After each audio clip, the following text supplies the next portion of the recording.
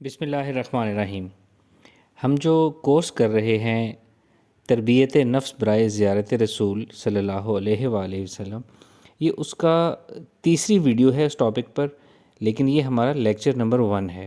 سب سے پہلے ہم نے ایک تعارفی ویڈیو دی تھی، اس کے بعد ہم نے ایک ویلکم لیکچر دیا تھا، ویلکم نوٹ، اور یہ تھرڈ ویڈیو ہے جس کو باقاعدہ ہماری تربیت کا یہاں سے آغاز ہو رہا ہے۔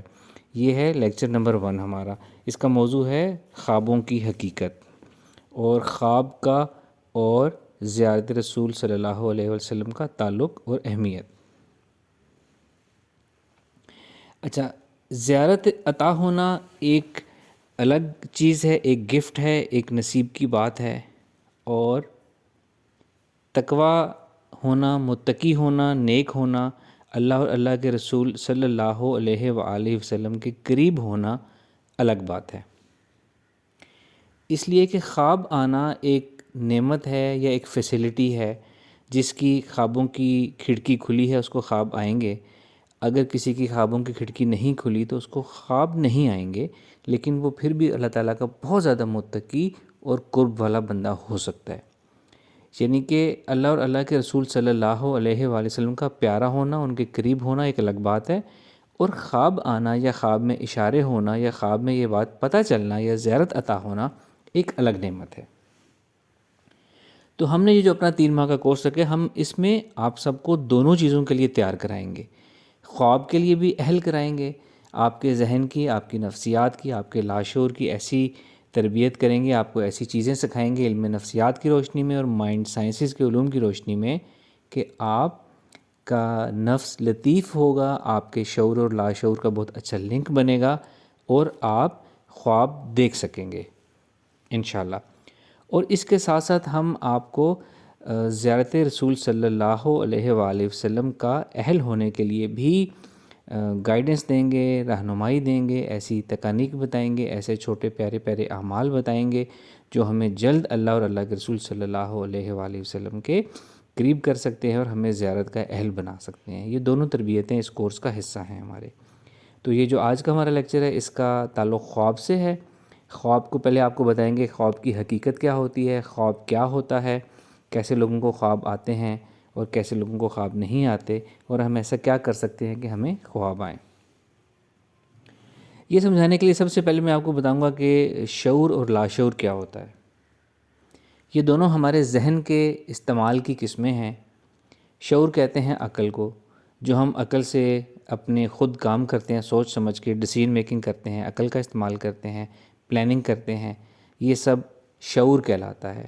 یعنی کہ جس کو ہم شعوری بیداری بھی کہتے ہیں، شعور کا استعمال کرنا کہتے ہیں، باشعور ہونا کہتے ہیں۔ جبکہ لاشعور ہمارے ذہن کے استعمال کا یا ہماری سوچ کا ایک وہ حصہ ہے جو اس طرح سامنے ظاہر واضح تو نہیں ہوتا، لیکن ہمارے بیک آف مائنڈ میں، ہمارے ذہن کے پوشیدہ خانوں میں آٹومیٹک کام کرتا رہتا ہے۔ یہ جو لاشعور ہے یہ 2 طرح کے کام کرتا ہے۔ ایک تو یہ جو ہمارے جسم کے جو فنکشن ہیں ان کو آٹومیٹکلی کنٹرول کرتا ہے، جیسے ہمارے جسم کا درجہ حرارت، ہمارے سانس کی رفتار، ہمارے دل کی دھڑکن کی رفتار وغیرہ۔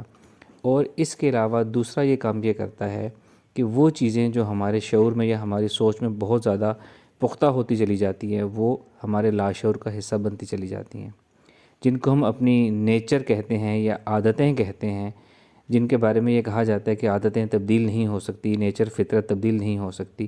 وہ لاشعور کا فنکشن ہوتا ہے، وہ لاشعور کا حصہ بن جاتی ہیں۔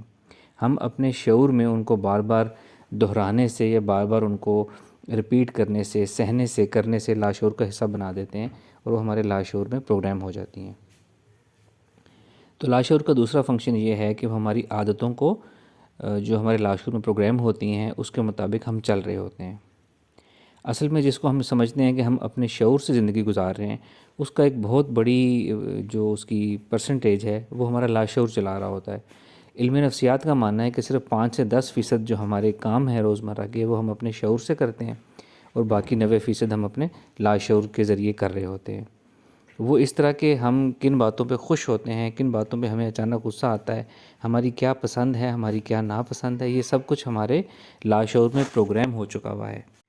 تو یہ جو خواب ہوتے ہیں یہ ہمارے لاشعور کا حصہ ہوتے ہیں، لاشعور کا فنکشن ہوتا ہے، لاشعور کی صفت ہوتی ہے۔ آپ نے نوٹ کیا ہوگا کہ وہ چیزیں جن کے بارے میں ہم بہت زیادہ فکر مند ہوتے ہیں، بہت زیادہ کنسرنڈ ہوتے ہیں، بہت زیادہ خوف زدہ ہوتے ہیں، جو ہمارے ڈر ہوتے ہیں، جو ہماری فکریں ہوتی ہیں، وہ ہمیں اس کے متعلق خواب بھی آتے ہیں۔ ہمارے ڈر ہمارے خواب میں آتے ہیں، ہماری فکریں، ہمارے ہونے والے ضروری کام جن کو ہم کرنا چاہتے ہیں وہ ہمارے خواب میں آتے ہیں۔ وہ ہمارے خواب میں اس لیے آتے ہیں کہ ہم ان چیزوں کے بارے میں بہت زیادہ فکر مند ہوتے ہیں، ہم ان چیزوں کے بارے میں بہت زیادہ سوچتے ہیں، اپنے دماغ میں برین اسٹارمنگ کرتے ہیں اس کی۔ ہمارے دماغ جو کہ ایک پروسیسر ہے، پروسیسر اس کا ایک فیڈ بیک پروسیسر کہتے ہیں اس کو، اس کے ان اور آؤٹ میں بار بار وہ سوچیں ہم دہراتے رہتے ہیں، وہ سوچیں پھر ہمارے اس سرکٹ میں ان ہوتی ہیں، پھر آؤٹ ہوتی ہیں، پھر ان ہوتی ہیں۔ تو یہ دہرانے کا پروسیس ہے، اس سے وہ تمام ہماری فکریں ہمارے لاشعور میں چلی جاتی ہیں اور ہمارے خواب میں کسی نہ کسی صورت میں پھر وہ ظاہر ہوتی ہیں۔ یعنی کہ ان شارٹ، ہم جس چیز کو اپنی سوچ میں بہت زیادہ جگہ دیتے ہیں، اپنی سوچ میں بہت زیادہ وقت دیتے ہیں اور اپنی سوچ میں دہراتے ہیں، وہ چیز ہمارے لاشعور میں چلی جاتی ہے اور ہمارے خواب کا حصہ بن جاتی ہے۔ ہمارے خواب اس کے اوپر مبنی ہوتے ہیں یا اس کے گرد گھومتے ہیں۔ یہ خواب دیکھنے والوں نے یہ نوٹ کیا ہوگا کہ اکثر ہم لوگ خواب دیکھتے ہیں، ہم خواب میں اپنے گھر کا ماحول دیکھتے ہیں کہ ہم اپنے گھر میں اور کچھ کام کر رہے ہیں اپنے، یا ہم دیکھتے ہیں کہ ہم اپنے رشتہ داروں کے ساتھ کچھ کر رہے ہیں۔ یہ اس لیے ایسا ہوتا ہے کہ چونکہ ہم اپنے گھر میں رہتے ہیں، روزانہ اس گھر کو دیکھتے ہیں، وہ چیز ہمارے ذہن میں فکس ہوتی ہے اور ہمیں خواب اس کے اندر آتا ہے۔ جو خواب کا اصل مطلب ہوتا ہے وہ اس گھر کے اندر آپ کیا کر رہے ہیں، کیا ہو رہا ہے، اس کے اندر مطلب ہوتا ہے۔ یہ جو گھر کا نظر آنا ہے یہ پلیٹ فارم ہوتا ہے، یعنی کہ یہ ایک سینیریو ہوتا ہے۔ اسی طرح اپنے رشتہ داروں کو، چونکہ ہم ان سے بہت زیادہ تعلق میں رہتے ہیں اور وہ ہماری زندگی کا حصہ ہوتے ہیں، تو رشتہ داروں سے متعلق ہی ہم عام طور پر خواب دیکھتے ہیں۔ خواب کا مطلب اصل میں اس کے اندر ہوتا ہے۔ اگر کوئی شخص بینک میں نوکری کرتا ہے تو وہ خواب دیکھے گا کہ وہ اپنے بینک میں ہے یا اپنے آفس میں ہے اور وہاں پہ کچھ ہو رہا ہے۔ یہ جو اس کا آفس کا نظر آنا ہے نا، یہ اس کے خواب کا سینیریو یا پلیٹ فارم ہے۔ خواب کا مطلب اس کے اندر ہوتا ہے کہ وہ کیا کر رہا ہے، کیا ہو رہا ہے، وہ ایک لمبی تفصیل ہے۔ تو وہ چیزیں جو ہم بہت زیادہ دیکھتے ہیں، بہت زیادہ سوچتے ہیں، بہت زیادہ ہماری زندگی کا حصہ ہیں، ہماری سوچ کا محور رہتی ہیں، ہماری آنکھوں کا محور رہتی ہیں۔ یہ بات بتانے کا مقصد یہ ہے کہ جس چیز کو ہم اپنے ذہن میں، سوچ میں جتنی جگہ، وقت اور اہمیت دیتے ہیں، وہ ویسے ہی ہمارے لاشعور میں چلی جاتی ہے اور ہمارے خواب کے اندر آتی ہے۔ تو چونکہ ہمارا یہ کورس زیارت رسول صلی اللہ علیہ وآلہ وسلم کے اوپر ہے، تو آپ لوگ اس چیز کو، اس خواہش کو، حضور پاک صلی اللہ علیہ وآلہ وسلم کے نام مبارک کو، آپ کے ساتھ اپنی محبت کو، اپنے تعلق کو، اپنی خواہش کو، زیارت کے شوق کو، اس کی طلب کو جتنا اپنی سوچ میں جگہ دیں گے، جتنا سوچیں گے، جتنا اس کے بارے میں فکر مند رہیں گے، جتنا اس کے بارے میں آپ اپنا گول سیٹنگ کریں گے، جتنی آپ کو اس کی ضرورت ہوگی، طلب ہوگی، سوچ میں جتنا وقت، اہمیت اور جگہ دیں گے، اتنے ہی زیارت رسول صلی اللہ علیہ وآلہ وسلم کے امکانات زیادہ ہوتے چلے جائیں گے۔ اب ہم بات کرتے ہیں کہ خواب جنرلی کس طرح کے ہوتے ہیں۔ عام طور پر خوابوں کی 3 بڑی اقسام ہوتی ہیں۔ ایک خواب ہوتے ہیں جن کا تعلق ہماری نفسیات سے ہوتا ہے، ان کے معنی بھی نفسیاتی علم کے مطابق ہوتے ہیں، علم نفسیات کے مطابق ہوتے ہیں۔ دوسری قسم کے خواب ہوتے ہیں جو بالکل بے تکے خواب ہوتے ہیں، ان کا کوئی مطلب نہیں ہوتا، بس وہ ہمارے ذہن سے اضافی انفارمیشن، اضافی چیزیں ایک طرح سے وہ رن کر کے ڈیلیٹ ہو رہی ہوتی ہیں، انوائنڈ ہو رہی ہوتی ہیں۔ اور تیسری قسم کے خواب ہوتے ہیں سچے خواب، جن کے مطلب ہوتے ہیں علم تعبیر کے متعلق، علم تعبیر کے مطابق جن کے معنی ہوتے ہیں کہ ہماری زندگی میں کوئی اشارہ ہے، کچھ ہونے والا ہے جس کی ہمیں پیشگی اللہ تعالیٰ انفارمیشن دے رہے ہیں، وغیرہ وغیرہ۔ یہ یاد رہے کہ خواب ایک نعمت ہے۔ اگر ہماری زندگی میں کچھ ہونا ہے تو وہ ویسے بھی ہونا ہے، اگر ہمیں خواب آئے یا نہ آئے۔ تو جن لوگوں کو خواب آتا ہے، سچے خواب آتے ہیں اور وہ ویسا ہی ان کی زندگی میں ہو جاتا ہے، تو یہ ایک نعمت ہے۔ اگر یہ خواب ہمیں نہ بھی آئیں تو بھی ہماری زندگی میں جو ہونا ہے وہ ویسے ہی ہوگا۔ خوابوں کے مطلب خود سے نہیں نکالنے چاہیے۔ خوابوں کا علم جو ہے ایک تفصیل والا، بہت کمپلیکس علم ہے۔ کوئی بھی انسان خود سے اس کے مطالب نہیں نکال سکتا، کیونکہ اس میں ایک فیکٹر یہ آ جاتا ہے کہ کیا یہ خواب نفسیات سے متعلق ہے، آپ کی نفسیات سے اس کا تعلق ہے، آپ کی روحانیت سے اس کا تعلق ہے؟ کیا یہ بے تکا خواب ہے؟ کیا یہ خواب آپ کی ذہنی ڈسٹربنس یا آپ کی خوراک کی اونچ نیچ کی وجہ سے ہے، یا یہ ایک سچا خواب ہے؟ پھر یہ کہ وہ لوگ جن کو سچے خواب آتے ہیں، سچے خوابوں کی تعبیر جاننا یا تعبیر کرنا بھی ایک بہت کمپلیکس علم ہے۔ ایک ہی خواب اگر دو مختلف لوگ دیکھیں تو اس کے مختلف مطالب ہو سکتے ہیں اور ہوتے بھی ہیں، اور کچھ خواب ایسے ہوتے ہیں جن کا ظاہر سے مطلب بالکل الٹ ہوتا ہے۔ جیسے خواب میں رونے کا مطلب خوشی ہوتا ہے، خواب میں مرنے کا مطلب زندگی ہوتا ہے۔ اس طرح ایسے بہت سے خواب ہوتے ہیں جن کے مطالب براہ راست ڈائریکٹ نہیں ہوتے، جو کسی عام خواب دیکھنے والے کو سمجھ آ سکیں۔ تو خوابوں کے مطلب ہم نے خود نہیں نکالنے، کسی صاحب علم سے اس کا مطلب پوچھنا ہے، اور جو وہ مطلب بتائے اس پہ یقین کرنا ہے، بار بار مختلف لوگوں سے مطلب نہیں پوچھنا ہے اس کا۔ اب آتے ہیں ہم اس کو دوبارہ اپنے ٹاپک سے لنک کرتے ہیں۔ حضور پاک صلی اللہ علیہ وآلہ وسلم کو خواب میں دیکھنا ایک بہت بڑی نعمت، ایک بہت بڑی عطا، ایک بہت بڑی سعادت ہے۔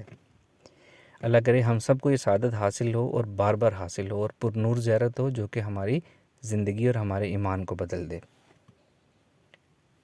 حضور پاک صلی اللہ علیہ وآلہ وسلم یا آپ سے منسلک، آپ سے نسبت والی کسی بھی چیز کو دیکھنا ایک طرح سے زیارت ہی ہوتا ہے۔ اس کے اوپر ہمارا ایک الگ لیکچر ہوگا باقاعدہ کہ زیارت کی مختلف صورتیں کیا کیا ہوتی ہیں۔ یہاں بس یہ بتانا مقصود ہے کہ یہ عطا ہوتی ہے، اور جب زیارت ہو تو وہ زیارت ہی ہوتی ہے، اس کے بارے میں شک میں نہیں پڑنا، اس کے بارے میں سوچ بچار نہیں کرنی۔ یہ آپ کا اور حضور پاک صلی اللہ علیہ وآلہ وسلم کا ایک تعلق ہے، ایک محبت ہے۔ حضور پاک صلی اللہ علیہ وآلہ وسلم نے آپ پہ نگاہ کی ہے، اپنا فیض کیا ہے، اور خواب میں آپ کو زیارت عطا کی ہے۔ زیارت جب عطا ہو تو وہ زیارت ہی ہوتی ہے۔ حضور پاک صلی اللہ علیہ وآلہ وسلم کی اس پہ حدیث مبارک ہے کہ جس نے خواب میں مجھے دیکھا اس نے مجھے ہی دیکھا، کیونکہ شیطان میری صورت میں نہیں آ سکتا۔ اب یہاں واضح رہے کہ شیطان حضور پاک صلی اللہ علیہ وآلہ وسلم یا آپ سے نسبت والی کوئی چیز، جیسے آپ کا گنبد خضرا، آپ کا روضہ مبارک، یا آپ سے منسلک ایسی کوئی بھی چیز، اس کی شکل صورت اختیار کر کے شیطان آپ کے خواب میں نہیں آ سکتا۔ شیطان کو یہ اجازت نہیں دی گئی۔